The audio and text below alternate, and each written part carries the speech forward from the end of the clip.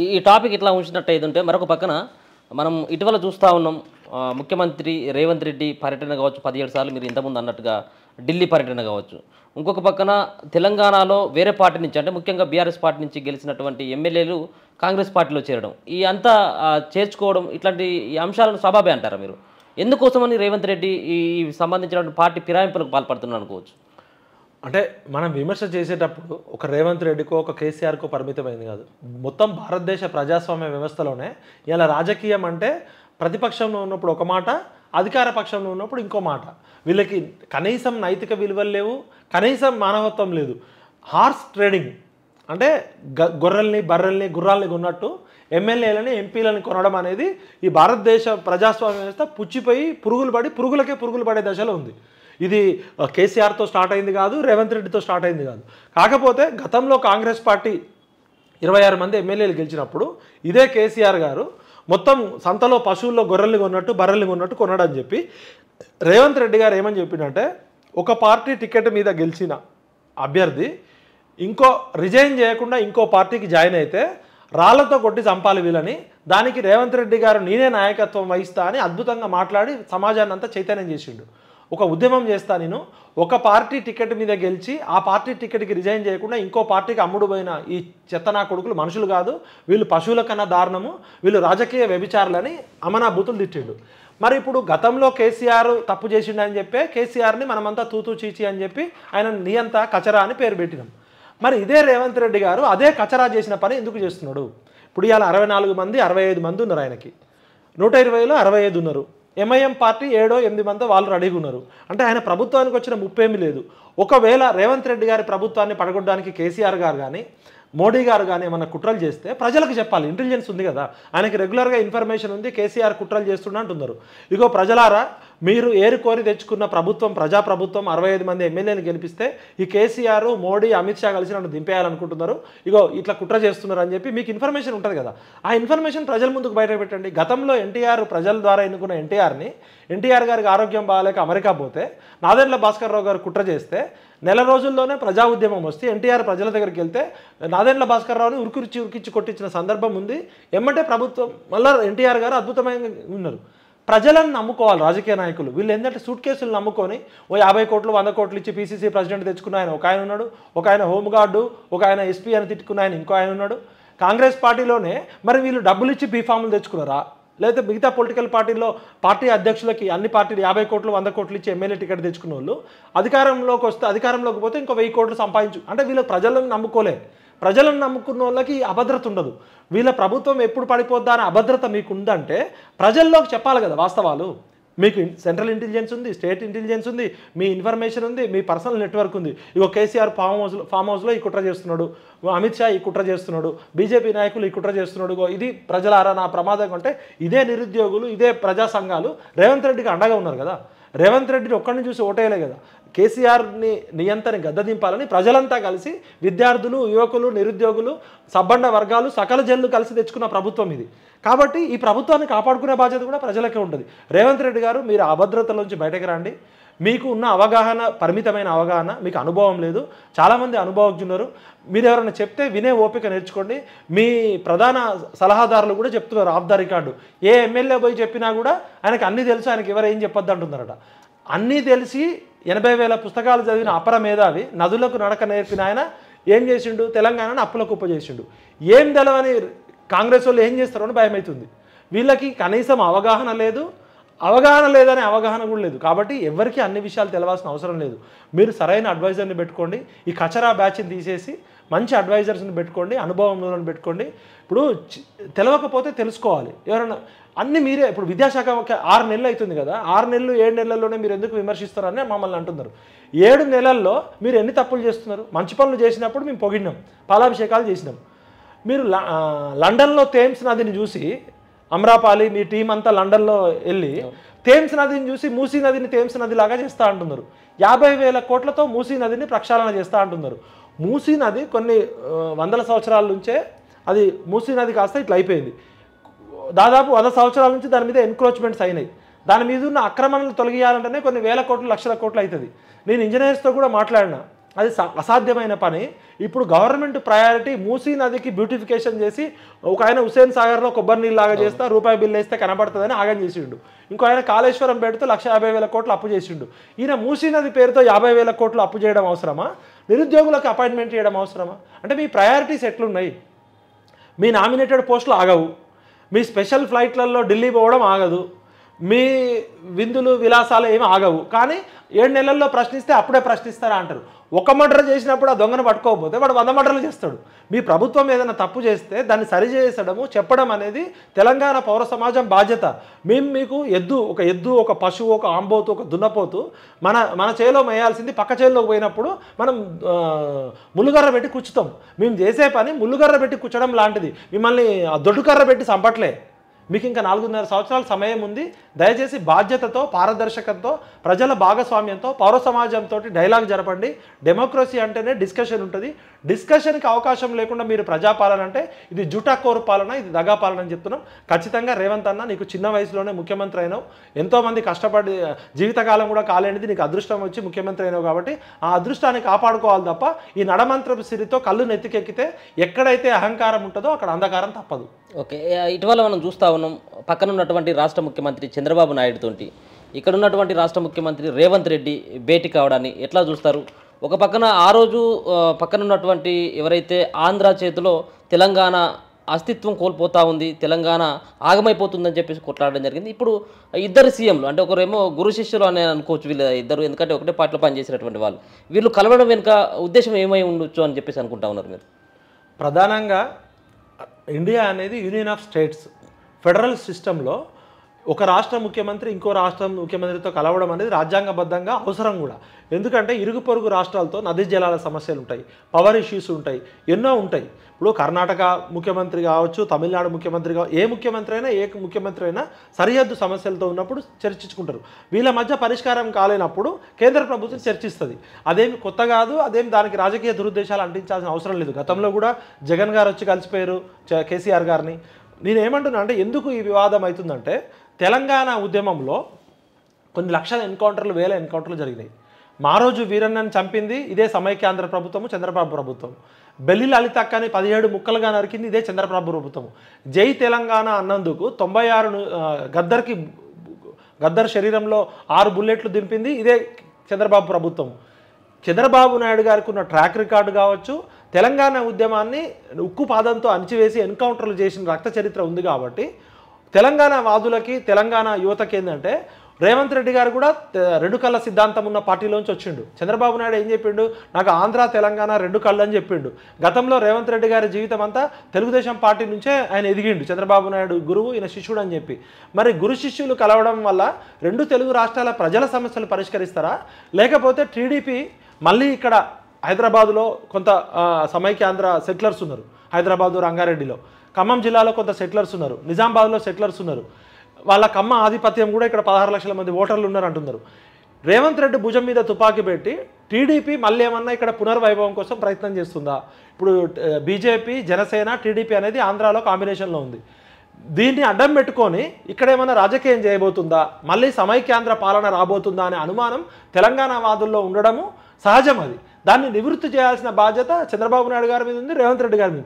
ఇద్దరు ముఖ్యమంత్రులు కలిసి పెండింగ్లో ఉన్న సమస్యలు పరిష్కరించుకోవడం కోసం కేంద్ర ప్రభుత్వం దగ్గరికి వెళ్ళాలి. ఇప్పుడు ఆల్రెడీ 5 గ్రామాలు ఉన్నాయి, భద్రాచలం దగ్గర ఉన్న 5 గ్రామాలు, 5 గ్రామాలు 7 మండలాలు చంద్రబాబు నాయుడు బలవంతంగా ఫోర్స్గా తీసుకున్నాడు. అది విభజన అంశం చట్టంలో లేదు. గతంలో ఉన్న కేసీఆర్ 10 సంవత్సరాలు దాని గురించి ఏం మాట్లాడలేదు. ఇప్పుడన్నా కనీసము ఆ 5 గ్రామాల ప్రజలకి న్యాయం జరగాలి, ఆ 7 మండలాల ప్రజలకి నష్టపరిహారం జరగాలి. దానికి రేవంత్ రెడ్డి, చంద్రబాబు నాయుడు గారు కలిసి మోడీ దగ్గరికి వెళ్ళి సమస్య పరిష్కరించాలి, వీళ్ళు చేయించుకోవాలి. నేను ఏమంటున్నా అంటే ప్రధాన్ని రాజకీయం చేయడం కరెక్ట్ కాదు. వీళ్ళు చర్చలు ప్రజల కోసం జరిపిర్రా, వాళ్ళ రాజకీయ పార్టీ ప్రయోజనాల కోసం జరిపిర్రా?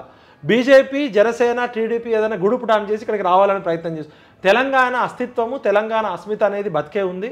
సమైక్యాంధ్ర పాలన వద్దనే మనం 1200 మంది చచ్చిపోయినాం, 60 ఏళ్ల పోరాటం జరిగింది. ఎట్టి పరిస్థితిలో ఆంధ్ర వాళ్ళ పెత్తనాన్ని తెలంగాణ వాదులుగా తెలంగాణ సమాజం యాక్సెప్ట్ చేయదు.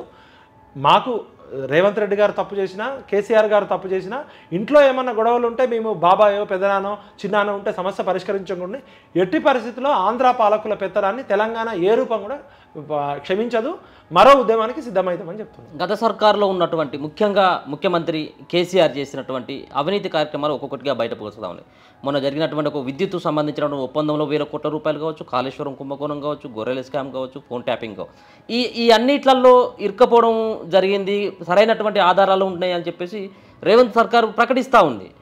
మరి ఈ అరెస్టుకు సంబంధించిన పరంపర ఎక్కడ కూడా కొనసాగినట్టుగా కనబడట్లేదు. మీరు నమ్ముతా ఉన్నారా ఇయాలో రేపు, లేకపోతే నీకు 2 సంవత్సరాల తర్వాత కేసీఆర్ ఈ సంబంధించినటువంటి దాంట్లో ఇప్పుడున్నటువంటి సర్కార్ అరెస్ట్ చేస్తుందని చెప్పేసి మీరు నమ్ముతా ఉన్నారా ఏమైనా? ఇప్పుడు అన్నప్రాసనం రోజే ఆవకాయ పచ్చడి ఎందుకని ఒక సామెత ఉంటుంది. అదేవిధంగా అన్నం మెతుకు ఒకటి పట్టుకుంటే తెలిసిపోతుంది ఏదైనా అన్నం ఉడికిందా లేదు. అట్లనే ఈ 7 నెలల కాలంలో ఈ గత 10 సంవత్సరాలలో 30 లక్షల కోట్ల ప్రజాధనం బడ్జెట్లో సంవత్సరానికి 2,50,000 కోట్ల నుంచి 3 లక్షల కోట్లు అంటే 10 సంవత్సరాలంటే 30 లక్షల కోట్లు. ఈ 30 లక్షల ప్రజాధనంలో ఎంత జీతాలకు పోయింది, ఎంత ప్రాజెక్టులకు పోయింది, ఎంత సంక్షేమానికి పోయింది, ఎంత అభివృద్ధికి పోయింది అనే ఆడిటింగ్ జరగాలి. వైట్ పేపర్లు రిలీజ్ చేశారు. 7 లక్షల కోట్లు అప్పు ఎందుకు అయింది, ఆ అప్పు వల్ల సృష్టించిన సంపద ఏంది, ఎంతమందికి ఉద్యోగాలు వచ్చినాయి, ఆడిటింగ్ అనేది థర్డ్ పార్టీ అనేది ఉండాలి కదా. మరి 7 సంవత్సరాలు మీరు 10 సంవత్సరాలు కేసీఆర్ ప్రభుత్వంలో ఉన్నప్పుడు, రేవంత్ రెడ్డి గారు ప్రతిపక్షంలో ఉన్నప్పుడు ఈ కాంగ్రెస్ నాయకులు ఎన్నో ఆరోపణలు చేశారు, సిబిఐకి కూడా కంప్లైంట్ చేశారు. మరి 7 నెలల కాలంలో ఎంతమంది దొంగల్ని పట్టుకున్నారు?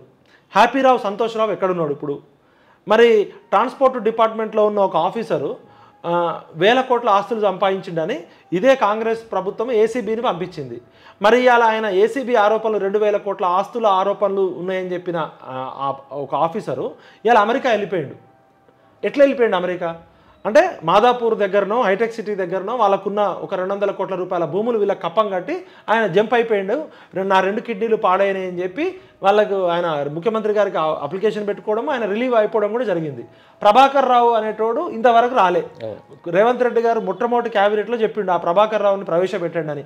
ఒక ముఖ్యమంత్రి 4 కోట్ల మంది నాయకుడు ముఖ్యమంత్రి రాజ్యాంగబద్ధంగా ఎన్నికైన ఒక చెప్తే ఇంతవరకు ఆ ట్రాన్స్కో జెన్కో సీఎండీగా చేసిన ప్రభాకర్ రావు అకౌంటెంట్కి తక్కువ, చార్టెడ్ అకౌంటెంట్కి తక్కువ ఆయన ఇంతవరకు ఎందుకు క్యాబినెట్ ముందుకు రాలే, ఎందుకు ప్రజల ముందుకు రాలే? మరి ఫోన్ ట్యాపింగ్ కేసులో ప్రణీత్ రావు దొరికిండు, లేకపోతే ఆయన దొరికిండు, భుజంగరావు దొరికిండు అని కొంతమంది రావుల పేర్లు చెప్తున్నారు. మరి డీజీపీ మహేందర్ రెడ్డికి తెలియకుండా ఫోన్ ట్యాపింగ్ ఎట్లయితుంది? అప్పుడు డీజీపీ అనేటి ఆయన బాధ్యత కూడా ఉంటుంది కదా. అంటే నువ్వు 7 నెలల్లో ఎంతమంది దొంగలను పట్టుకున్నావు, ఎంతమందికి లీగల్గా కేసు ప్రొసీడింగ్ అవుతుందని చెప్తే చాలామంది కాంగ్రెస్ నాయకులు ఆఫ్ ద రికార్డ్ ఏం చెప్తున్నారంటే గతంలో ఉన్న కేసీఆర్ ఏమో ధనిక రాష్ట్రాన్ని అప్పుల కుప్ప చేస్తే ఇప్పుడున్న ప్రభుత్వం ఏమో కేసీఆర్ హయాంలో కరప్షన్ చేసి కుంభకోణాలు చేసిన ఆఫీసర్ల దగ్గర, కేసీఆర్ హయాంలో అవినీతి ఆరోపణలు ఉన్న ఐఏఎస్ ఆఫీసర్ల దగ్గర కప్పం కట్టించుకుంటున్నారు. వీళ్ళంతా వీళ్ళ ఫోకస్ వాళ్ళని జైలుకి పంపడము, వాళ్ళకి శిక్ష వేయడం మీద లేదు. వాళ్ళకి ఒకసారి లీగల్గా చేస్తే వీళ్ళ చేతిలో ఏముండదు. వాళ్ళని బెదిరించి ఇప్పుడు ఒక 1000 కోట్లు స్కామ్ చేసి అనుకుందాం. ఇప్పుడు నయీం భూములు మింగిన వాళ్ళు ఉన్నారు. మరి నయీం స్కామ్ మీద రేవంత్ రెడ్డి గారు ఇంత అరవీర భయంకరమైన పోరాటం చేశారు. మరి నయీం ఆక్రమించిన 3,200 ఎకరాల భూములు కేసీఆర్ కుటుంబం ఆక్రమించింది అన్నారు. మరి 7 నెలల కాలంలో నయీం కేసు ఏమైంది? అయ్యప్ప సొసైటీ కేసు ఏమైంది? ఇలా డ్రగ్స్ కేసు ఏమైంది? మరి మీ నవీన్ మిట్టల్ ఇంకా ఎందుకు కొనసాగుతున్నాడు? నవీన్ మిట్టల్ అనేటోడు పెద్ద దొంగ అని రేవంత్ రెడ్డి ప్రభుత్వం కాంగ్రెస్ నాయకులు చెప్పారు. ఇదే నవీన్ మిట్టల్ని మీరు ఎందుకు కీలకమైన పోస్టులో పెట్టారు? ఇదే విధంగా బీహార్ దండుపాలెం బ్యాచ్ అని చెప్పారు. సోమేశ్వరరావు కావచ్చు, అరవింద్ కుమార్ కావచ్చు, ఇదే ఆయన ఎవరు మన కేటీఆర్ పక్కన ఉంటుండే ఎప్పుడు ఒక బెంగాలీ ఆయన ఐటీ డెవలప్మెంట్ అని చెప్పి కాక ఒక ఆఫీసరు ఆయన కేటీఆర్ పక్కనే రైట్ హ్యాండ్ ఉంటుండే ఎప్పుడు ఐటీ మైక్రోసాఫ్ట్ వాళ్ళు వచ్చినా వీళ్ళు వచ్చినా కూడా చాలా పాపులర్, ఆయన పేరు గుర్తురాట్లేదు. ఈ బీహార్ దండుపాలెం బ్యాచ్ అని పేరు పెట్టిన వీళ్ళు మరి ఒక్క బీహార్ ఐఏఎస్ ఆఫీసర్ని కూడా పక్కకు పెట్టకుండా అదే దొంగలకి తాళం చేయి ఇచ్చిర్రా? అంటే మీరు గతంలో కొన్ని 1000 కోట్లు దోచుకున్నారు కదా, మీరు ఎట్లా దోచుకున్నారో మాకు చెప్పండి, మీరు దోచుకున్న దానిలో మాకు కప్పం కట్టండి. ఇది నాకు కాంగ్రెస్ పార్టీలో సీనియర్ నాయకులు పెద్ద పెద్ద వాళ్ళు చెప్తున్నారు. అప్పటి ప్రభుత్వం ఏమో తెలంగాణను ఆగం చేసి ఫైనాన్షియల్ గ్యాంగ్ రేప్ చేస్తే అప్పుడు దోచుకున్న వాళ్ళ దగ్గర కప్పం కట్టడం ఇప్పుడు మోడల్. అందుకనే ఒక్క అధికారికి కూడా శిక్ష పడలే, ఒక్క అధికారి జైలుకు పోలే, ఒక్క రాజకీయ నాయకుడు జైలుకు పోలే. మరి హరీష్ రావు మీద ఎన్ని కేసులు పెట్టారు, కేటీఆర్ మీద ఎన్ని కేసులు పెట్టారు, సంతోష్ రావు మీద ఎన్ని కేసులు పెట్టారు? మరి మీరు ఆయన ఎవరు మెగా కృష్ణారెడ్డి దోచుకున్నాడు అన్నారు, మరి మైహోం రామేశ్వరరావు దోచుకున్నాడు అన్నారు. ఒక్క కేసు అన్నా పెట్టిర్రా? ఒక్క ఎంక్వైరీ అయినా జరిగిందా? ఒక్క మేడిగడ్డ మీద మాట్లాడుతున్నారు. సుందిల్లా అన్నారంలో పంపులు మునిగిపోయినాయి కదా, మెగా కృష్ణారెడ్డి మీకు 100 కోట్లు ఇచ్చిండు అంటున్నారు.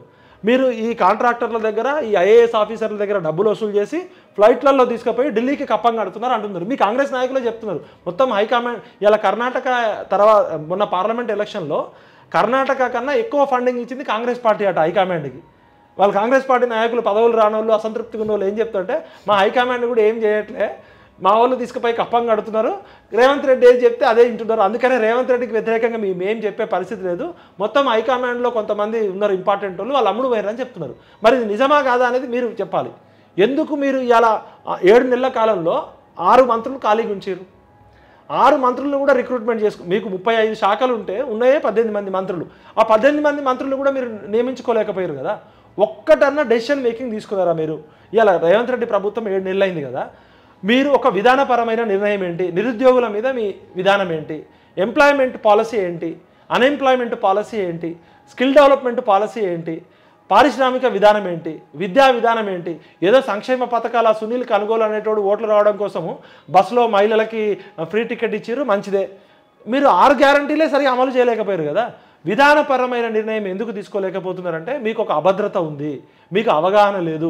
మీరు 17 సార్లు ఢిల్లీకి పోయి వారాల తరబడి ఢిల్లీలో కూర్చుంటారు, అస్సాంలో ఎలక్షన్లు జరిగితే పోయి ప్రచారం చేస్తారు, కర్ణాటకలో ఎలక్షన్లు జరిగితే ప్రచారం చేస్తారు, పక్కనున్న షర్మిల దగ్గరికి పోయి ప్రచారం చేస్తారు తప్ప నిరుద్యోగుల సమస్యలు పట్టవు. విద్యాశాఖ మంత్రి ఎందుకు లేడు? హోంశాఖ మంత్రి ఎందుకు లేడు? కీలకమైన శాఖలన్నీ ఒక ముఖ్యమంత్రి దగ్గరే ఎందుకున్నాయంటే ఇది పేరుకే ప్రజాస్వామ్యం తప్ప మొత్తం ఇక్కడ మళ్ళా తెలంగాణ అస్తిత్వాన్ని, తెలంగాణ అస్మితను తీసుకుపోయి ఢిల్లీలో తాకట్టు పెట్టిరు అంటున్నట్టు మీ చర్యలు ఉన్నాయి. కాబట్టి ఉన్న 4.5 సంవత్సరాలైనా మీరు ఢిల్లీకి పదే ఎందుకు పోవాలి అసలు స్పెషల్ ఫ్లైట్లు వేసుకొని? ఇప్పుడు ఢిల్లీలో ఉన్న వాళ్ళతో మాట్లాడాలంటే ఈ గవర్నెన్స్ ఉంది, వీడియో కాల్స్ ఉన్నాయి. ప్రపంచవ్యాప్తంగా ఇప్పుడు మైక్రోసాఫ్ట్, సత్య నాదెల్లా, లేకపోతే ఎలన్ మాస్క్ లాంటి వాళ్ళు ప్రతి ఒక్కరిని పర్సనల్ కలవరు కదా. వాళ్ళు ఐక్యరాజ్య సమితి ప్రతి దేశ ప్రధానమంత్రితో మాట్లాడుతుంది, ప్రతి దేశ అధ్యక్షుడితో మాట్లాడుతుంది. 180 దేశాల అధ్యక్షులతో పర్సనల్గా పోయి కలవరు కదా, వీడియో కాన్ఫరెన్స్ ద్వారా మాట్లాడుకుంటారు. టెలి గవర్నెన్స్ ఉంది, ఈ గవర్నెన్స్ ఉంది. అంటే మీరు స్పెషల్ ఫ్లైట్లలో, ప్రైవేట్ ఎయిర్పోర్ట్లలో, చార్టర్డ్ ఫ్లైట్లలో పోతున్నారంటే ఏదో కుంభకోణం ఉన్నట్టే. మీరు ఖాళీ బిందెలు ఉన్నాయి కదా ఇక్కడ, ఇది లంక బిందెలు ఉన్నాయనుకో రాలే కదా. లంక బిందెలు లేవు, పొదుపు పాటించాలనుకున్నాం. ఒక్కసారి స్పెషల్ ఫ్లైట్ వేసుకొని పోతే మీ మంది, మీ మార్బలం 3 కోట్ల ప్రజాధనం దుర్వినియోగం అవుతుంది. 20 సార్లు పోతే 60 కోట్లు ఖర్చు అవుతుంది. ఢిల్లీ వాళ్ళు వస్తారు కదా అవసరం ఉంటే. ఇప్పుడు మీ సోనియా గాంధీ చెప్తుందా మీరు ఎట్లా పరిపాలన చేయాలో, లేదా రాహుల్ గాంధీ చెప్తాడా మీరు ఎట్లా పరిపాలన చేయాలో? మీరు పార్టీ తరపున పార్టీ నాయకులు పోతారు. ఇంకా మీరు పీసీసీ ప్రెసిడెంట్ ఎందుకు రిజైన్ చేయట్లేదు? మీరు పీసీసీ ప్రెసిడెంట్గానే మాట్లాడుతున్నారు, మీరు సీఎంగా మాట్లాడట్లేదు. కాబట్టి రేవంత్ అన్న ఇమీడియట్గా పీసీసీ ప్రెసిడెంట్ వదిలేసి ముఖ్యమంత్రిగా పరిపాలించాలని కోరుకుంటున్నాము. తెలంగాణ ఆత్మగౌరవాన్ని, తెలంగాణ అస్మితని ఢిల్లీకి తాకట్టు పెట్టినా, గుజరాత్కి తాకట్టు పెట్టినా ఊరుకునే లేదు. మాకు స్వయం పాలన కావాలి, స్వేచ్ఛ కావాలి, స్వతంత్రం కావాలి, ఆత్మగౌరవం కావాలి. ముఖ్యంగా ప్రజలు స్వేచ్ఛగా తమ నిర్ణయాన్ని ప్రకటించాలి. జర్నలిస్టుల మీద కొడుతున్నారు, నిరుద్యోగులను కొడుతున్నారు, విద్యార్థులను కొడుతున్నారు. కాబట్టి ఇది ప్రజాపాలన కాదు రేవంత్ అన్న. ఇమీడియట్గా దీపాదాస్ మున్షి గారు మీరు పౌర సమాజంతో చర్చలు జరపాలి. గతంలో ఎట్లయితే చర్చలు జరిపారో చర్చలు జరిపి కాంగ్రెస్ పార్టీకి, రేవంత్ రెడ్డి గారికి ఒక డైరెక్షన్ ఇవ్వాల్సిన బాధ్యత రాహుల్ గాంధీ గారి మీద, సోనియా గాంధీ గారి మీద ఉంది. 7 నెలల పాలన ఎట్లా అనిపిస్తూ ఉందన్న? ఇప్పుడు ఉన్నటువంటి రేవంత్ రెడ్డి సర్కార్ 7 నెలలు అవుతా ఉంది కదా. ఈ రేవంత్ రెడ్డి పరిపాలన ఈ 7 నెలల్లో ఏమన్నా మార్పు కనబడతా ఉందా? అప్పుడు ఉన్నటువంటి సర్కార్కి, ఇప్పుడు ఉన్నటువంటి కొత్తగా ఏర్పడ్డటువంటి ప్రభుత్వానికి? ఇప్పుడు కేసీఆర్ నియంత పాలన చేసిండు, కచరా పాలన చేసిండు అని 10 ఏళ్ళు మనం కొట్లాడి 1200 మంది చచ్చిపోయిన వచ్చిన తెలంగాణ. ఇది కాంగ్రెస్ వస్తే ప్రజాపాలన ఉంటుంది. బీజేపీ బండి సంజయ్ తీసేసింది, కవితను అరెస్ట్ చేయలేదని. మనకు అప్పుడున్న ఆల్టర్నేటివ్లో పొలిటికల్గా కాంగ్రెస్ పార్టీ ఒకటే దిక్కు కాబట్టి మనం కాంగ్రెస్ పార్టీని గెలిపించినాం. మార్పు రావాలి, కాంగ్రెస్ రావాలి అన్నారు. మార్పు వచ్చింది. ఏం మార్పు వచ్చింది? మళ్ళీ ఇందిరమ్మ రాజ్యం ఎమర్జెన్సీ లాగా వచ్చింది. మళ్ళీ సమైక్యాంధ్ర పాలనలాగా ఉస్మానియా హాస్టళ్లలో పోలీసులు ఉరికించి కొడుతున్నారు, జర్నలిస్టులను అంటున్నారు గల్లాలు పట్టి, జర్నలిస్టులను విద్యార్థులను తిడుతున్నారు. ఒక్కొక్క స్టూడెంట్ లీడర్ని 50 మంది 100 మంది పోలీసులు వస్తున్నారు. ఇంట్లో నుంచి రాకముందే హౌస్ అరెస్టులు చేస్తున్నారు. ఇది మార్పు వచ్చింది. మేము ఇందిరమ్మ రాజ్యం అంటే ఎమర్జెన్సీ రాజ్యం అనుకోలే. ఇప్పుడు ఎమర్జెన్సీ ఉంది. మెయిన్ స్ట్రీమ్ మీడియాని మొత్తం కొనేసిర్రు. మెయిన్ స్ట్రీమ్ మీడియా మాట్లాడదు.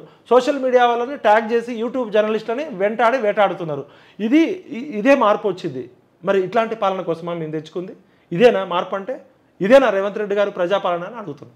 Okay, thank you so much. మొత్తానికైతే విఠల్ గారు చాలా విలువైనటువంటి సమాచారాన్ని కూడా మనకు అందించడం జరిగింది. ఒక పక్కన నిరుద్యోగులపైన డిఎస్సి కావచ్చు, మరో పక్కన గ్రూప్ 2 సంబంధించినటువంటి అభ్యర్థులపైన ఇప్పుడు ఉన్నటువంటి రేవంత్ ప్రభుత్వం రాక్షసంగా ప్రవర్తిస్తూ ఉంది. ఖచ్చితంగా మేధావులందరూ కూడా నోరు తెరవాల్సినటువంటి అవసరం ఉంటుంది. అంతేకాకుండా తెలంగాణ ప్రయోజనాల కోసం మరి రేవంత్ రెడ్డి సర్కార్కు ఏదైతే పట్టం కట్టడం జరిగిందో ఆ దిశగా పయనించాలని చెప్పేసి ఆయన కూడా కోరుకుంటున్నటువంటి పరిస్థితి.